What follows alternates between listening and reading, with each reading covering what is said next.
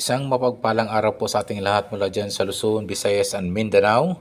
Dyan po sa Zamboanga, dyan po sa labas po ng bansa sa Mexico. Muchas gracias, amigo. Bago po ako magdikod, ako po muna magpapasalamat po sa aking mga subscriber, sa aking mga followers, sa aking viewers. Ito po ay patuloy po na nagsuporta po sa aking small channel pa at hari nawa at ito'y mapapasan na ito'y lalaki din sa inyong tulong ka-TH mula dyan sa Luzon, Visayas and Mindanao at sa mga subscriber, followers at viewers ko. Please help my YouTube channel to grow at maraming salamat po sa inyong walang sawang pagsubaybay, walang sawang pagtangkilik at panonood po ng aking YouTube channel. Ang aking tema po ng YouTube channel ay isang pag-analisa at pagdidikod po ng mga treasure symbols, treasure sign at treasure markers mga katis. Okay po. Okay, maraming salamat po talaga sa inyo.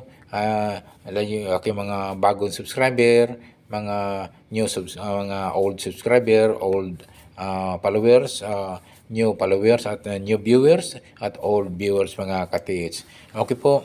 At ito po, bago tayo magdikod po, mag-analisa na may pinadala po na napakagandang isang picture po ng isa pong square, cemented po na ito'y sa ilang lugar. So para siyang bandang parang creek area po ito na sa picture po kasi parang creek na ito po ay dry creek na ito mga ka-TH. So ito po ay napakaganda pong ito'y isang treasure marker, pwede pong magiging pinaka marker po or ito'y isa pong positive item po nitong pinaka cemented marker na picture mga ka-TH na pinadala po ng ating ka-TH po at ito'y natagpuan po sa kanilang lugar po. Ngayon po ay atin ang i-check po at mamaya-maya ay itong tinatawag nila na cemented square rock mga ka-TH. So ito'y isa pong pwede po natin, ito'y isang talagang sinasadyang gawa po. Ito'y ginagawang talagang simento ka-TH. So ito'y ating pong himay-himayin, ating pong i-analisa. I-decode ko ano po, mayroon po itong isang marker o isa pong square o isang simento, ay cemented na square. Ito'y hugis kwadrado po na semento mga ka-TH. Okay po, tayo po ay magdidikod na. So ito po isa pong cemented na ito'y man-made cement na ito po ay medyo may kalaparan na mga ka-TH. Ito po ay parang sa tingin ko ay ito'y nasa dry creek ito naka-located mga ka-TH. Ito po ay napakagandang marker. Pwede pong ito'y chest mga ka-TH o tinatawag na chamber mga ka-TH. Kasi nga mahalata ng mga ka-TH na yung ginawa po ay talagang simento, man-made cement po yung pagka gawa po mga ka-TH. So posible po itong isang square mga ka-TH ay posible pong may laman po ito mga ka-TH. Pwede pong valuable items, pwedeng gold bars, pwedeng o ano pa mga gamit mahalaga po o valuable items mga ka-TH. So yun po, ang gagawin niyo po mga ka-TH ay i-check niyo po yung pinaka marker o ito yung pinakamalapad na semento. Pwede niyo pong i-detect po ng metal detector or gold locator mga ka-TH.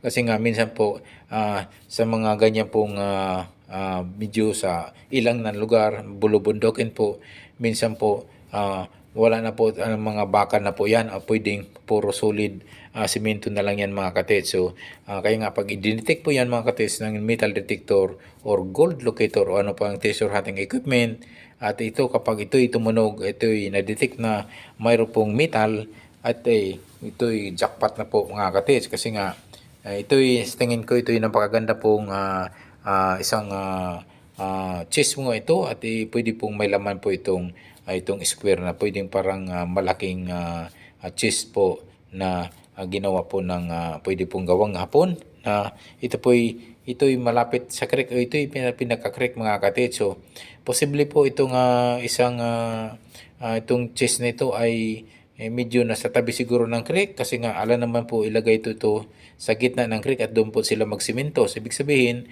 posible po ito'y pwedeng nagalaw o na anod po ng pwedeng gumalaw ba ito o basta tabi lang sa creek. Kasi nga kung halimbawa ito'y dinaanan po ng unos o talagang malakas na parang pagbaha, pwede pong magalaw po yung bato o kasi nga ito'y ito'y parang nakapatong lang kung sa halimbawa ito'y nakapatong or ito'y medyo may kalaliman po na pagkagawa po ito ng pinaka-cheese o pinaka-square chamber na ito mga katits. So itingnan nyo po yung paligid katits, yung paikot po ng apat na sulok po, north, south, east, and west. Baka mayroon po yan tinatawag na countersign o tinatawag na coordinate markers. Baka mayroon yan na kahalintulad mga ganitong square cemented na pinaka-chamber mga katits. So sa layo po ng mula 1 meter hanggang 10 meters po ang layo. Tingnan nyo po kasi nga kung ganyan pong baka mayroon po yan kakibat na tinatawag na countersign o tinatawag na counter coordinated markers mga katits. Pwede pong ito ay isang marker lang, isang pinaka treasure marker at andun po yung item sa mga coordinated marker o countersign markers mga katits. Kung mayroon po yan sa mga paligid. Kaya nga i-check nyo po yung paligid nito. Sa distansya po ng 1.5 hanggang 10 meters po ang layo. Ganito po sa apat na sulok nito mga katits. So north, south, east, and west. I-check nyo po yan sa distansya po na hanggang 10 meters po ang layo mga katits. So ito po posible po ay isang chest talaga ito, isang chest chamber na ginawa ng ito'y hapon mga katits. So napakaswerte, jackpot po ito ng itong katits po natin na nakatagpo ito sa kanilang lugar. So ito po ay mukhang nasa creek nga, ito'y parang dry creek. Ay posible po ito ay baka ito nung panahon ito ay dinadaanan ng tubig. Ito'y posible baka sabihin natin ito na ay parang yung pagkakuha nito ay hindi na ganong rainy days. Ito'y kaya dry na yung pinaka location nito katits. So yun po, huwag niyong kaligtaan na i-check po yung paligid, yung paikot na apat na sulok. East, west, north, and south mga katits. Okay po. So ito po mga katits, itong tingin ko mga katits ay duda ko po mga katits na posible po may laman po itong pinaka-chamber mga katits. Pwede pong lagyan po ito ng gold bar na hindi ganong kalakihan. Pwede po mga 1 kilo hanggang 1.5 kilos at pwede po maglalaman po yan ng mga hanggang 40 gold bar, 30 gold bars hanggang 50 gold bars mga katits kung hindi gaanong kalakihan. Kasi nga kung yan ay 6x6 or 4x4 na lapad na pinaka-cemented square na parang chest mga katits, ay pwede po maglalaman po yan ng mga hanggang 40 hanggang 50 small gold bar mga katits. So napaka-jackpot po. Ay pwede nyo tibagin yan, pwede nyo i-crack po yan yung pinaka cemented rock mga katits. At kung wala kayo napapansin po sa paligid na mga tinatawag na countersign o coordinate mark, kung yan po ay mag-isa lamang. So pwede nyo pong basagin yan. At ang pagbasag po mga katiits ay pwede pong sa bandang mga kantuhan mga katiits. Huwag lang yung sa gitna. Kasi nga, posible baka po mayroon tinatawag na danger trap o may mga booby trap yan kapag mga ganyang malalaking item mga katiits. So, pagkatandaan, so siyempre po talaga hindi basta-basta po yan nila iwanan na walang mga trap mga katiits.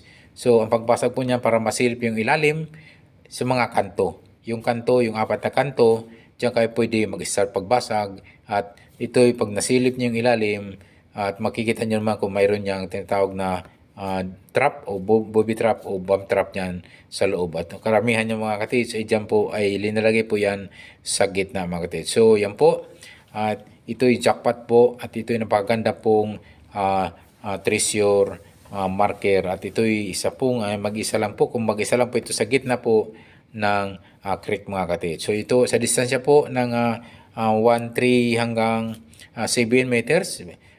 Inuulit ko po, baka mayroon pong coordinated marker o tinatawag na countersign markers na pwede pong nagtuturo po ng item. At itong cemented rock na malapad na ito'y isang markers lamang po mga katid. Pero kung wala, ay bingo na mga katid. So focus po kayo dyan. Pwede nyong biakin yan. Pwede nyong tingnan po yung pinaka ilalim nito o pinaka laman ng mga katid. So ang pagbiak, ang silip po ng item niyan, wag sa gitna. Pwede kayong mag-umpisa sa mga gilid, sa mga apat na kanto, at doon nyo po pukpukin, biakin po, basagin ng padahan-dahan po mga katits. Huwag lang po yung gitna. So madalas po at may yung gitna ay pwedeng lalagyan po ng mga booby trap o mga danger trap yun mga katits, para lang ito'y hindi makuha yung item. Ganun po galing po ng mga Hapon, mga Japanese po na nag-iwan po ng malalaking valuable items. Okay po, sana po nasundan po ng ating katiits ang ating pong pag-analysis sa pagdikod, at saan siya pwedeng basagin, saan siya pwedeng titingin po at maghanap po ng mga treasure item na napapaloob po nito sa kanya nakitang isang malapad na cemented square na para siyang niche mga katits. Okay po. Yung mga bago pa lang sa aking YouTube channel, please subscribe. Don't forget to hit the notification bell button para updated po kayo sa mga video ko pang ipapalabas. Ito po ay ako'y nagpapasalamat ng maraming salamat po talaga sa inyo. Walang sawang pagsubaybay at walang sawang pagtangkilik po na aking YouTube channel, na ito po ang tema po nito ay pagdikod, analyze sa mga treasure symbol, treasure sign at treasure marker mga katis. Maraming salamat po sa inyong walang sawang pagsubaybay, at ito sa pagsuporta na rin po ng aking ito'y ganong kalakihan pa na YouTube channel. Ito po sa inyong tulong, ito'y mag-grow rin at lalaki na rin po mga katis. Thank you so much katis. God bless us always.